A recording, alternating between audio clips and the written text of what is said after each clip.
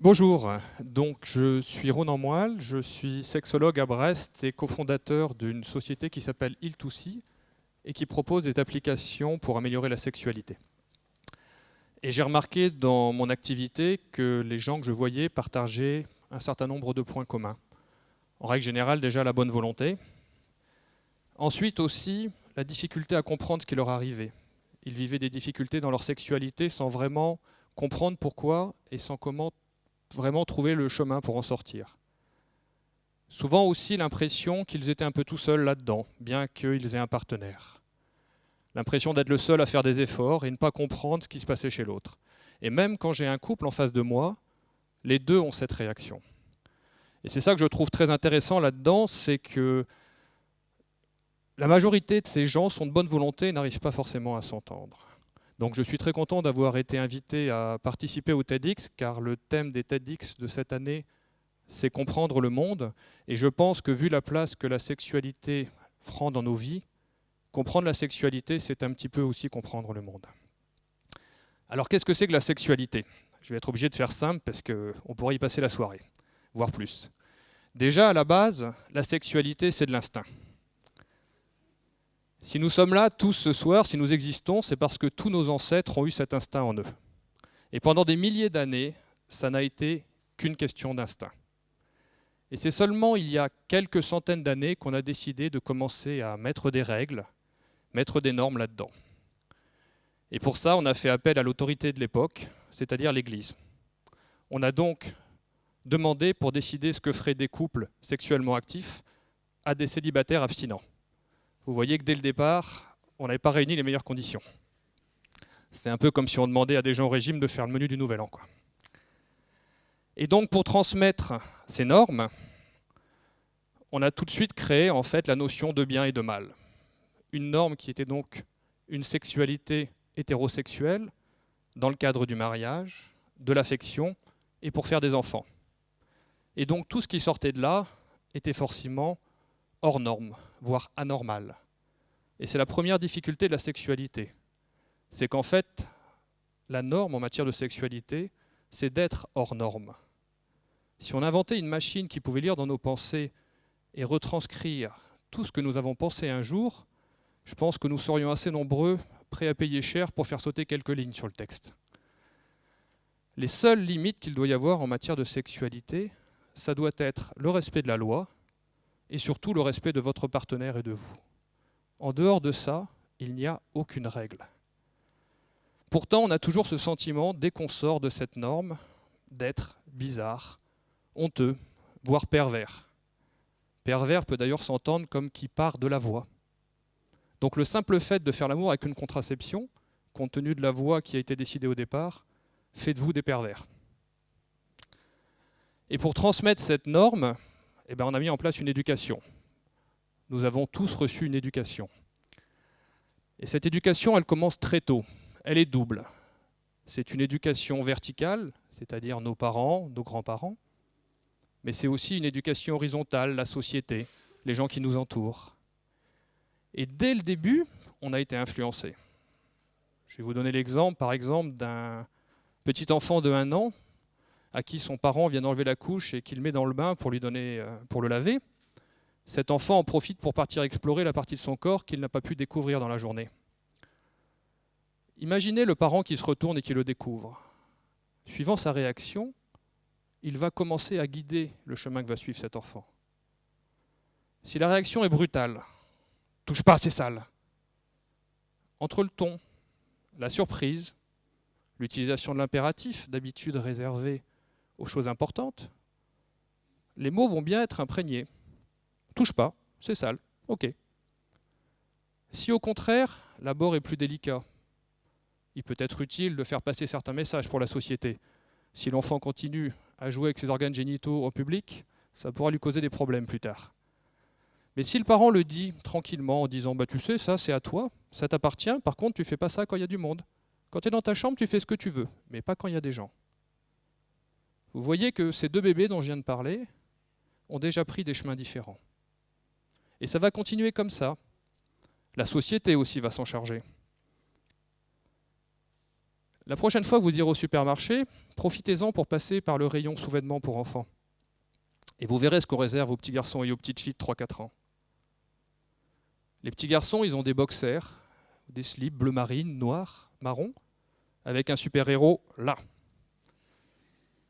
En ce moment, le thème à la mode, c'est Star Wars. Les petits garçons, ils se promènent avec un chevalier Jedi, et parfois méchant, muni d'un sabre laser.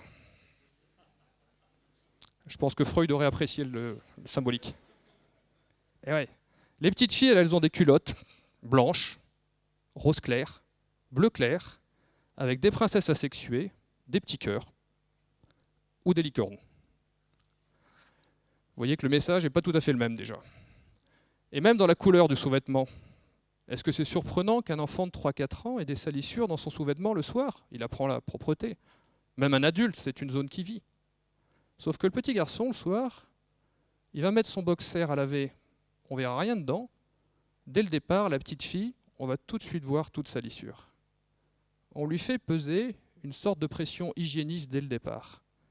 Ça peut paraître un peu tiré par les cheveux, mais on la retrouve jusqu'au mariage dans la robe blanche, symbole de pureté, sous-entendu de virginité. Et ça va continuer comme ça. Dans le langage argotique, les petits garçons sont des branleurs. Un garçon, ça se branle. Les petites filles sont des pissouzes. Et puis même les parents, pleins de bonne volonté, vont faire passer des messages malgré eux. Ils vont montrer à leurs enfants des films porno. Je suis sûr que vous en avez montré à vos enfants. Les premiers, en général, c'est Blanche-Neige, Cendrillon, La Belle au bois dormant. On montre ça. Pourquoi j'appelle ça des films pornographiques? Parce que c'est à peu près aussi proche de la réalité que le sont les films pornographiques classiques, plutôt destinés à un public masculin.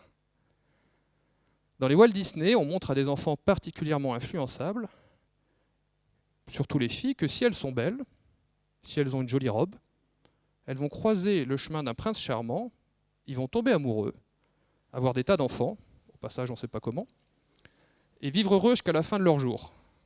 Sous-entendu, il n'y a pas d'effort à faire. Si c'est le bon, ça doit fonctionner. Si c'est compliqué, c'est que ça ne doit pas être le bon. Rapidement derrière, malheureusement, il y aura les vrais films pornographiques. Alors je dis malheureusement parce que l'âge moyen de visionnage du premier film pornographique en France maintenant est arrivé à 11 ans. Ce qui veut dire que la majorité des enfants voient leur premier film pornographique avant même d'être pubères. Et toutes ces influences, tous ces éléments, on les subit quasiment depuis le premier jour de notre vie jusqu'à l'âge adulte. On essaye de se construire au milieu de tout ça. Et quand on arrive à un âge de maturité sexuelle, à l'âge adulte, on a déjà un bon passif en fait. Si vous voulez une image, c'est un petit peu comme si nous étions des ordinateurs munis d'un système d'exploitation instinctif et sur lequel on avait installé des tas de logiciels plus ou moins bons, voire franchement obsolètes, quand ce n'est pas des virus. Pourtant, les gens qui ont fait ça l'ont souvent fait plein de bonne volonté. On nous a fait passer, et vous avez en vous, comme moi, sans doute des tas de programmes inadaptés. J'imagine que vos parents vous ont appris à mettre la main devant la bouche quand vous toussez. Oui? C'est une très mauvaise idée. Quand on met la main devant la bouche, on y répand tous nos microbes.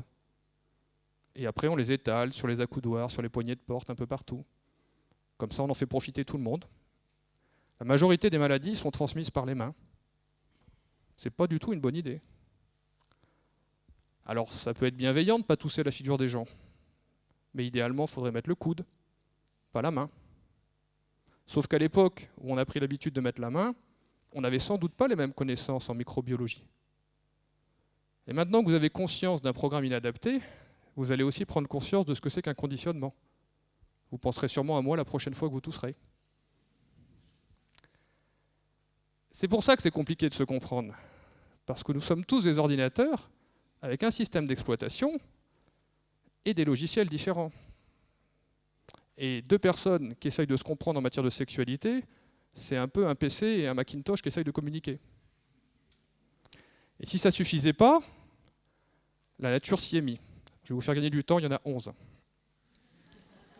C'est le premier réflexe qu'on a en général, c'est de compter. Et oui, parce que l'intérêt de la nature, ce n'est pas non plus l'intérêt de l'individu. L'intérêt de la nature, c'est de faire durer l'espèce. Et tout est fait pour ça.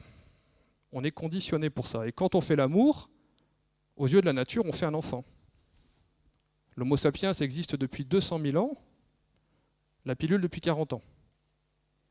Autant vous dire que notre cerveau n'a pas vraiment eu le temps d'intégrer la donnée, quoi. D'autant plus qu'il suffit d'un accident de contraception pour qu'on passe dans le concret. Donc ça va nous influencer aussi malgré nous.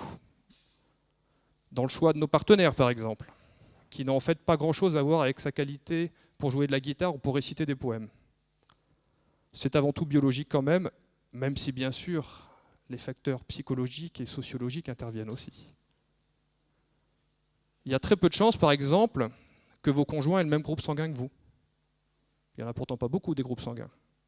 Et s'ils ont le même groupe sanguin, ils n'auront pas le même résus en général. Parce que, pour faire simple, en gros, un groupe sanguin correspond à un groupe immunitaire. Et faire un enfant avec quelqu'un qui a le même groupe immunitaire, c'est lui donner 2 fois la même copie.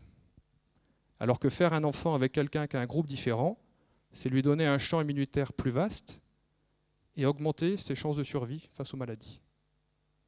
Pourtant, quand on rencontre quelqu'un, on n'a pas cette idée en tête forcément qu'on va faire un enfant. Mais tout ça, c'est déjà décidé malgré nous, par notre instinct. Et la nature va continuer à fonctionner comme ça.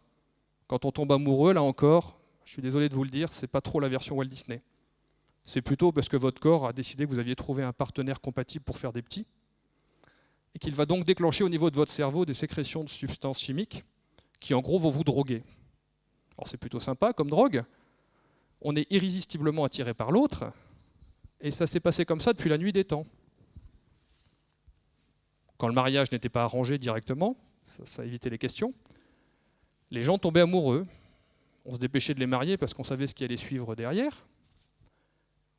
Et quand au bout d'1 an, 2 ans, la passion s'apaisait parce que les sécrétions chimiques diminuaient, il y avait déjà 1, 2, 3 enfants, les femmes ne gagnaient pas leur vie, les hommes n'étaient pas autonomes au niveau domestique, la société n'autorisait pas le divorce, on continuait comme ça en tant que conjoint collaborateur.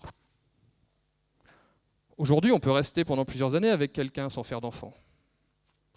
Les femmes sont autonomes, les hommes aussi, normalement. Être avec quelqu'un, c'est donc un choix. Et si on le fait, c'est parce qu'on veut en tirer des bénéfices. On veut que ce soit quelque chose de plaisant, qui nous aide à nous construire. Et c'est ça qu'on va retrouver, par exemple, dans le désir. C'est pour ça que le désir est important. Même dans le mot « désirer quelqu'un », on ne sait pas si on parle de sexualité ou de la personne en général.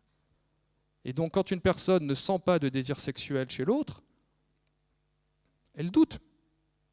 Elle se sent attaquée dans son intégralité. Elle va s'inquiéter, perdre confiance en elle. C'est pour ça qu'aujourd'hui, il faut voir la sexualité comme quelque chose de complètement différent. Car tout joue contre une sexualité épanouie. Toujours cette nature. Quand l'enfant arrive, aux yeux de la nature, les parents sont plus très intéressants. Éventuellement, l'un des deux pour s'occuper de l'enfant, le deuxième, c'est accessoire. Tout le temps que les parents passent à batifoler, ils ne le passent pas à s'occuper du petit. C'est un très mauvais investissement aux yeux de la nature. Il y a d'ailleurs des espèces où carrément le mâle s'en va après l'accouplement quand il ne se fait pas manger par la femelle. On s'en tire pas trop mal. Mais par exemple, dans l'espèce humaine, quand un petit arrive, si la maman lui donne le sein, elle a à chaque fois qu'elle donne le sein une poussée d'ocytocine, qu'on appelle l'hormone de l'attachement. On a également cette poussée quand on a un orgasme avec un partenaire. Sauf que là, ça va être 6, 7, 8 fois par jour. Ça, plus la fatigue, les réveils la nuit, le choc de la grossesse, autant vous dire que ça va être assez facile de créer un fossé entre les parents. Des tensions, des choses comme ça. Donc, ce qui est le plus important à comprendre en matière de sexualité, c'est que tout joue contre vous. Et que si vous comptez sur l'amour, sur la spontanéité et sur la nature, ben vous irez amoureusement, spontanément et naturellement droit dans le mur. Nous sommes les premières générations à vivre ce que nous vivons aujourd'hui. Une vie sexuelle de 60 ans, la possibilité de choisir, d'en tirer du plaisir. Et donc c'est tout à fait possible, mais par contre, c'est le fruit d'une construction. Vous pouvez vivre quelque chose de sympa au niveau sexuel, et c'est possible que ça dure. Mais il va falloir apprendre à communiquer, puisque comme je vous l'ai dit tout à l'heure, c'est un Macintosh face à un PC. N'essayez même pas de comprendre ce que pense l'autre. Si vous cherchez à lire un fichier pour l'un avec l'autre, ça ne marchera pas. Il faut donc, et c'est très important, casser l'éducation que vous avez reçue. La remplacer par une éthique sexuelle, un ensemble de règles morales et de valeurs, mais qui vous sont propres, que vous avez choisies parce que pour vous, elles avaient un sens et un intérêt. Pas parce que les autres le font. Les autres, ils mettent la main devant la bouche, quoi, ils toussent. Il faut aussi apprendre à communiquer, oser dire ce qu'on aime, oser écouter l'autre, même si on ne comprend pas. Si pour lui ou pour elle c'est important, il faut l'écouter. Et si besoin, se faire aider. Parce que ce n'est pas simple tout ça. Mais c'est possible. Il faut avant tout vous voir, non pas comme des ennemis. Ne pas attendre que l'autre fasse les gestes ou le premier pas, parce que s'il attend la même chose, ça peut durer longtemps. Il faut oser aller vers l'autre, dire ce qu'on ressent, dire ce qu'on souhaite. Ne pas forcément chercher à tout comprendre. C'est trop compliqué. Et surtout réaliser que, en tant que partenaire sexuel, vous devez avant tout être des complices, des amis et des alliés, contre tout le reste qui sont les ennemis, la nature, la société, l'usure et l'habitude. Et grâce à ça, on peut arriver et faire quelque chose de très sympathique et de très constructif. Voilà.